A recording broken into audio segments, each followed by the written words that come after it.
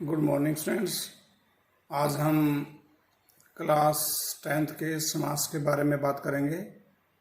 समास आपने 8th class में हिंदी में पढ़े होंगे, आज आप संस्कृत में पढ़ेंगे। आपने वहाँ सिर्फ नाम बताना था कि कौन सा समास है, लेकिन यहाँ नाम नहीं बताना है, यहाँ उसका समस्त पद करना है या विग्रह करना है। मैं बहुत विस्तार से आपको बताऊँगा, समझने का प्रयास करेंगे। समास है जिसका अर्थ है संक्षेप, छोटा करना। वह विधि या प्रक्रिया जिसके द्वारा शब्दों को कम से कम करके छोटा करके लिखा जाए, उस विधि को, उस प्रक्रिया को समास कहते हैं। जैसे विद्या के लिए आलय, संक्षेप में लिख देंगे विद्यालय। पुस्तकों के लिए आलय है, संक्षेप में लिखेंगे पुस्तकालय है। तो समास के भेद अव्ययभाव है, तत्पुरुष है, कर्मधारय और द्विगु, ये तत्पुरुष समास के ही मुख्य दो भेद हैं। द्वंद्व है और बहुव्रीहि।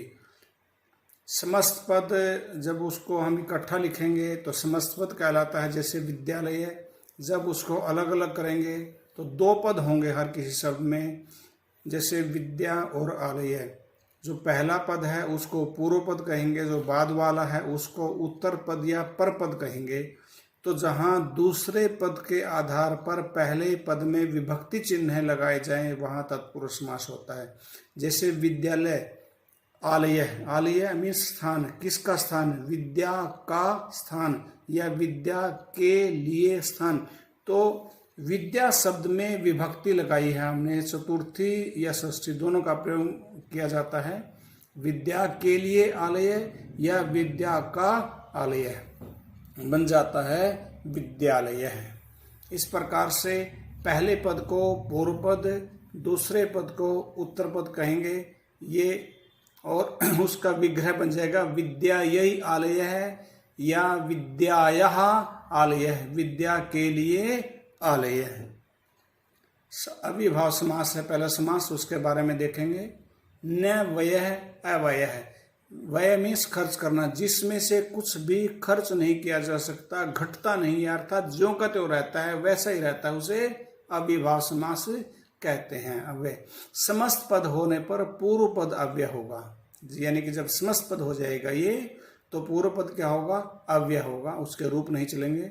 ध्यान से देखें, एकारांत आकारांत शब्दों को नपुंसकलिंग एक वचन में अम हो जाता है, यानी कि जब समस्त पद करेंगे तो नपुंसकलिंग एक वचन में अम हो जाता है। जैसे राम को रामम, गंगा को गंगम।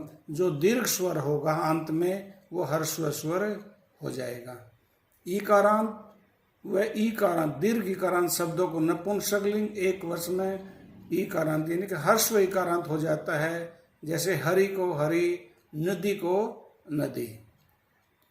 ऐसे ही उकारांत व दीर्घ उकारांत शब्दों को नपुंसक लिंग एक वचन में हर्स्व उकारांत हो जाता है। जैसे गुरु को गुरु, वधु को वधु, ऐसे ये हो जाएगा। जैसे देखेंगे अनु, अनु दो अर्थों में प्रयोग किया जाता है, पश्चात और योग्य। आप इसको ध्यान से देखेंगे तो धीरे धीरे समझ में आ जाएगा, कोई बहुत बड़ी बात नहीं है। अनु मीन्स पश्चात यानी कि पीछे, और योग्य, इसमें प्रथम पद में षष्ठी विभक्ति का प्रयोग किया जाता है। जैसे रथा नाम पश्चात, अनु रथम। जब समस्त पद करेंगे तो पश्चात के स्थान पर अनु शब्द आ जाएगा, और विग्रह करेंगे तो अनु के स्थान पर पश्चात शब्द आ जाएगा, और कहीं कहीं योग्य शब्द आएगा, दो अर्थ आएंगे। और जो रथम जो शब्द है उसमें षष्ठी विभक्ति एक वचन भी हो सकती है, बहुवचन भी हो सकता है, दोनों वचन उसमें हो सकते हैं। षष्ठी विभक्ति एक वचन और षष्ठी विभक्ति बहुवचन। जैसे रथा नाम पश्चात, रथों के पीछे अनुर्थम, पुत्रस्य पश्चात अनुपुत्रम, लतायाः पश्चात अनुलतम। पहले ही बताया था आपको कि अगर आकारांत है तो उसको हर्स्व शब्द हो जाएगा। रूपस्य योग्यम अनुरूपम, गुणानाम योग्यम अनुगुणम, इस तरह से हो जाएगा ये। जैसे उप मीन्स समीप, पास के अर्थ में है। प्रथम पद में षष्ठी विभक्ति का प्रयोग किया जाता है।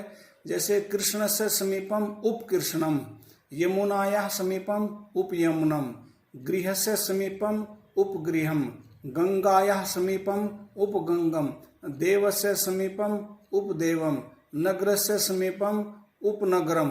दोनों तरह से आपके यहाँ आ सकता है। अगर आ गया कृष्ण से समीपम तो आपने लिखना है उपकृष्णम, और आ गया उपकृष्णम तो आपने लिखना है कृष्ण से समीपम।